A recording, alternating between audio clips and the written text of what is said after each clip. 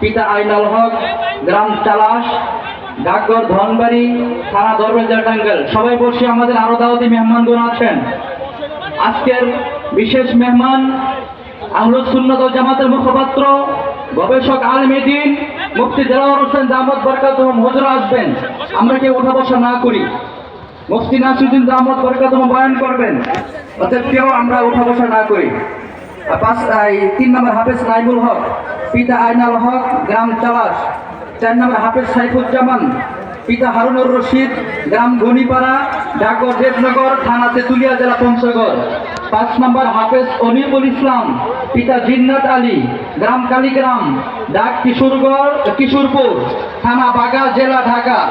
6 নম্বর হাফেজ তানবীরুল ইসলাম ফুয়াদ, পিতা মোহাম্মদ ইউসুফ আলী, গ্রাম মুক্তারপুর, ডাকঘর নাগমুদ, থানা রামগঞ্জ, জেলা লক্ষ্মীপুর।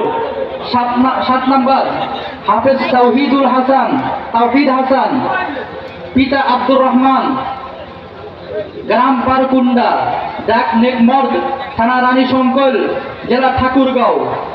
8 নম্বর হাফেজ জিহাদ হাসান, পিতা সেলিম মন্ডল, গ্রাম উত্তর পুকুর, ডাকঘর আবাদ পুকুর, থানা রানীনগর, জেলা নওগাঁ। 9 হাফেজ মিলন শেখ, পিতা বাবুল শেখ, গ্রাম বসুনা লক্ষণদিয়া, ডাক মধুখালী, থানা মধুখালী, জেলা ফরিদপুর। 10 হাফেজ রবিউল ইসলাম, পিতা শফিকুল ইসলাম, গ্রাম শশকান্দর, শরৎপাড়া, ডাকঘর পুতলাগাড়ি, থানা সৈয়দ